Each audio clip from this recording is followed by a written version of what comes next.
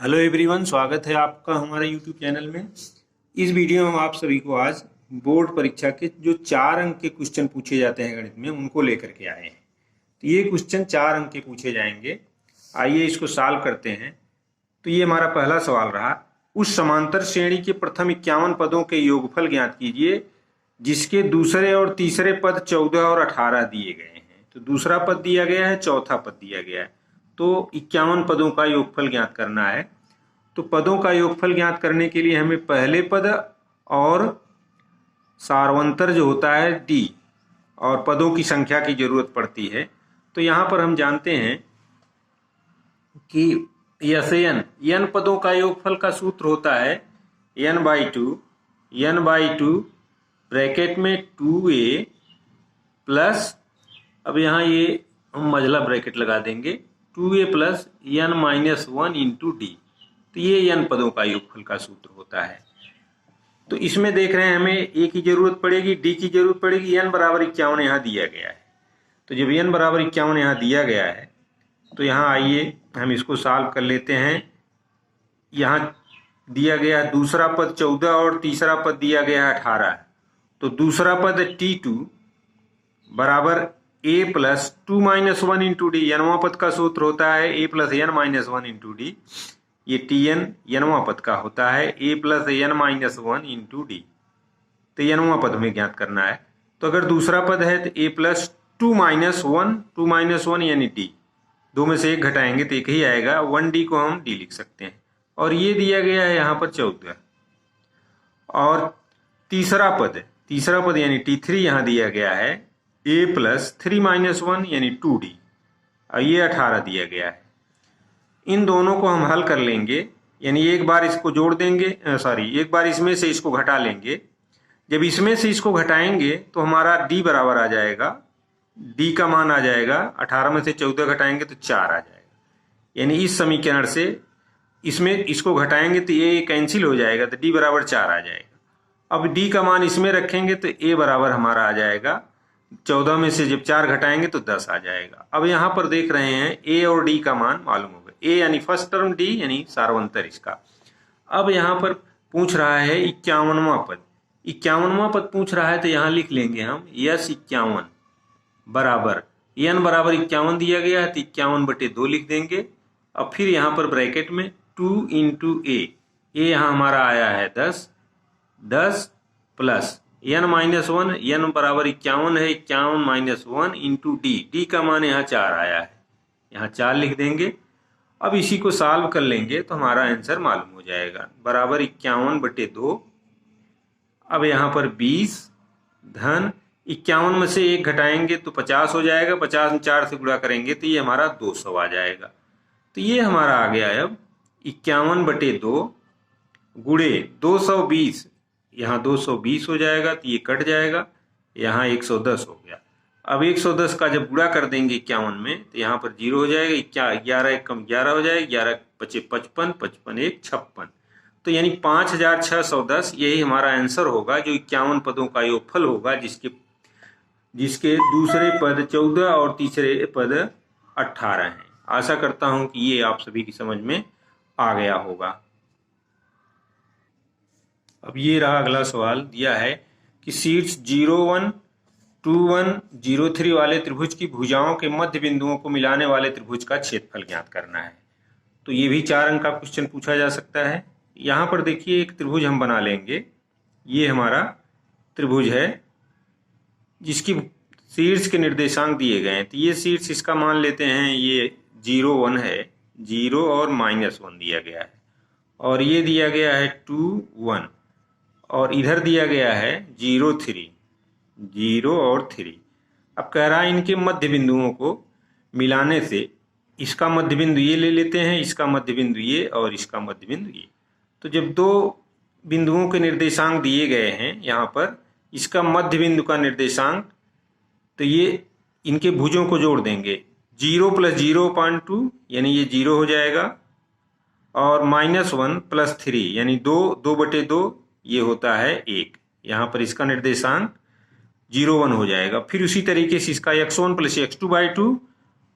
भुज हो जाएगा, यानी 0 में 2 से जोड़ करके उसमें 2 से भाग देंगे तो ये 1 आ जाएगा। 0 + 2/2 करेंगे। उसी तरीके से -1 + 1/2 ये 0 हो जाएगा। मध्य बिंदु का निर्देशांक ज्ञात करने का ये फार्मूला होता है x1 + x2/2 y1 + y2/2। उसी तरीके से इसका निकालेंगे। 0 + 2/2 करेंगे तो यहाँ 1 आ जाएगा, और 3 + 1 यानी 4/2 यानी 2 आ जाएगा तो इसका निर्देशांक। अब कह रहा है इन बिंदुओं को मिलाने पर जो त्रिभुज बनेगा उसका क्षेत्रफल ज्ञात करना है। तो अब इस त्रिभुज का क्षेत्रफल ज्ञात करना है जिसके शीर्षों के निर्देशांक 0, 1, 1, 0 एंड 1, 2 दिया गया है। तो हम जानते हैं अगर कोई त्रिभुज है जिसके शीर्षों के निर्देशांक x1 y1 और x2 y2 और x3 y3 दिया गया है, x3 y3 दिया गया है, तो इसके क्षेत्रफल का फार्मूला होता है 1/2। ऐसे हम लिख लेते हैं और यहाँ लिख देंगे x1 x2 x3, फिर यहाँ लिख देंगे y1 y2 y3। तो इस तरीके से लिख लेंगे तो जो हमारा फार्मूला होता है ये आ जाता है 1/2। अब यहाँ हो जाएगा, तो अब यहाँ हम 1/2 लिखेंगे, x1 लिखेंगे। जब x1 लेंगे तो यहाँ ब्रैकेट में लिख देंगे y2 - y3 यहाँ लिख देंगे, प्लस लिखेंगे। अब इसको लेंगे x2 जब ले लेंगे तो ये y3 - y1 करेंगे। यहाँ y3 है तो यहाँ y3 लिखेंगे, -y1 कर देंगे, प्लस। अब यहाँ x3 ले लेंगे, x1 x2 x3 बारी बारी से हम लेते जाएंगे। यहाँ x3 ले लेंगे, फिर यहाँ ये लिखेंगे y1 माइनस, अब ये ले रहे हैं तो इसके नीचे वाला नहीं लिखेंगे, ये लिख लेंगे y1 - y2। तो ये सूत्र होता है अगर इनके निर्देशांक शीर्षों के दिए गए हैं x1 y1 x2 y2 x3 y3। तो अब उसी तरीके से यहाँ पर भी हम देख रहे हैं हमारा x1 x2 x3 y1 y2 y3 दिया गया है, तो इसी में हम रख देंगे तो ये हमारा आ जाएगा 1/2। अब यहाँ ये ले लेंगे x1 = 0, x2 = 1 और x3 = 2 ले लेंगे। सॉरी, यहाँ 0, 1 और 1 ये है 1। और फिर उसी तरीके से y1 बराबर यहाँ 1 है और y2 = 0 है और y3 = 2 है। तो यहाँ इसको लेकर के हम इसमें रख देंगे तो ये हमारा जो क्षेत्रफल है इस त्रिभुज का मालूम हो जाएगा। आइए हम रखते हैं, x1 = 0 यहाँ लिख देंगे, y2 - y3 लिख लेंगे, 0 - 2 लिख देंगे, 0 - 2 और प्लस।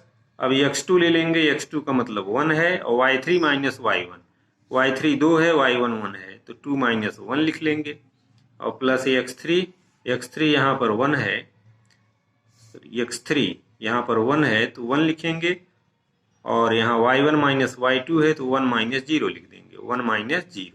अब इसी को सॉल्व कर देंगे तो हमारा आंसर मालूम हो जाएगा 1/2। अब यहाँ देख रहे हैं ये 0 है तो ये 0 हो जाएगा और प्लस यहाँ पर 2 में से 1 घटाएंगे तो 1 आएगा, 1 का गुणा 1 करेंगे तो 1 आएगा, यहाँ पर 1 में 1 जोड़ देंगे तो 1 आएगा, 1 + 1। अब यहाँ पर आ गया हमारा 1/2, 1 1 2 गुणे 2 हो गया। अब ये कैंसिल हो गया, बराबर 1 मात्रक, 1 वर्ग मात्रक। ये क्षेत्रफल है, इसकी इकाई वर्ग होती है तो इसलिए यहाँ पर हम लिख देंगे 1 वर्ग मात्रक। यही हमारे सवाल का हल होगा। तो इस तरीके से ऐसे सवाल जब आ जाएं तो उनको हम इस सूत्र की सहायता से आसानी से उसकी क्षेत्रफल निकाल लेंगे। अब आइए अगला सवाल देखते हैं। अब ये रहा अगला सवाल हमारा, ये भी 4 अंक का क्वेश्चन पूछा जा सकता है। cos A - sin A + 1 cos A + sin A -1 बराबर cos A के + cot A, ये सिद्ध करना है हमको इसमें। अब यहाँ पर हमें एक जो ट्रिग्नोमेट्रिक आइडेंटिटी है उसको यूज करेंगे। हम जानते हैं कि 1 + cot स्क्वायर A बराबर cos A square A, 1 + cot square A बराबर 1 + cot स्क्वायर A बराबर cos A square A, cos A square A। इस आइडेंटिटी का इसमें हम इस्तेमाल करेंगे तो ये हमारा सवाल हल हो जाएगा। अब आइए इसको देखते हैं।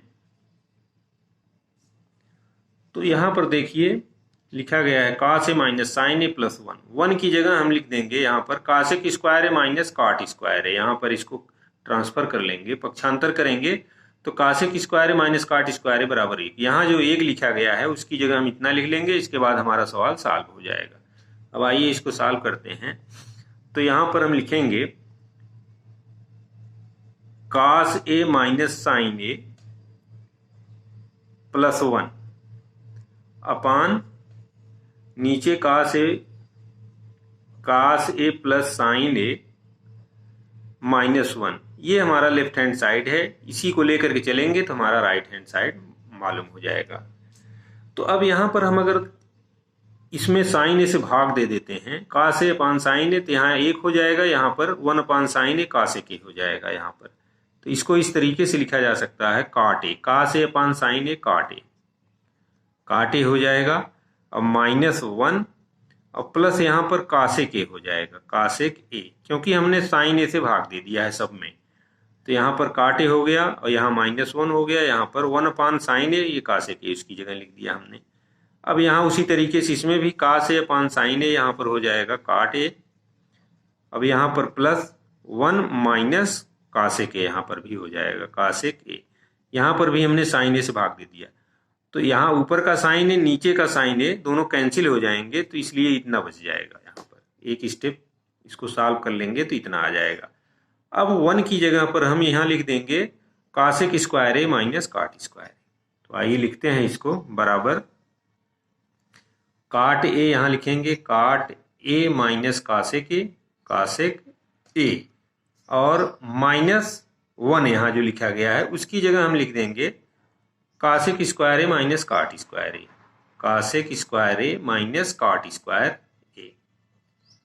अब बटे यहाँ पर हमारा नीचे काट ए प्लस 1, या इसको लिख सकते हैं काट ए माइनस कासेक ए प्लस 1।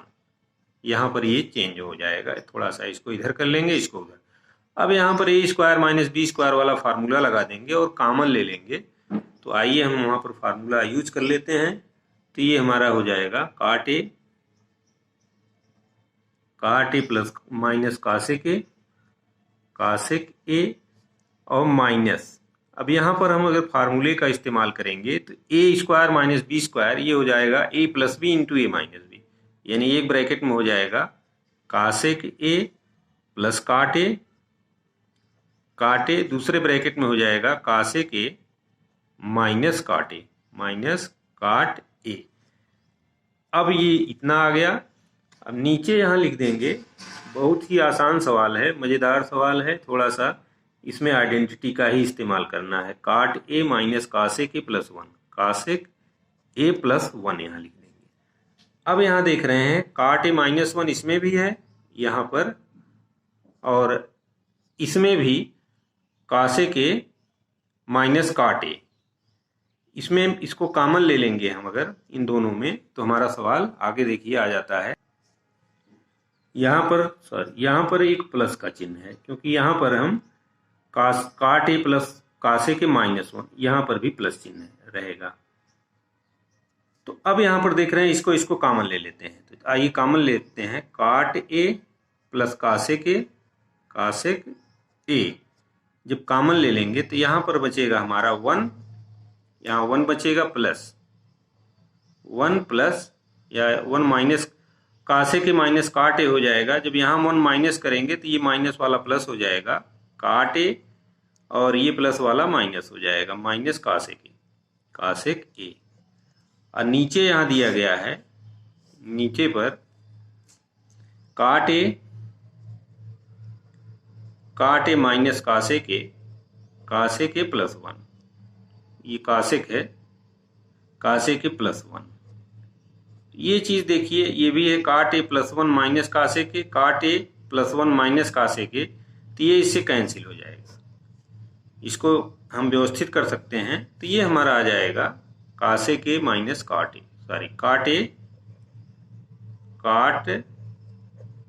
प्लस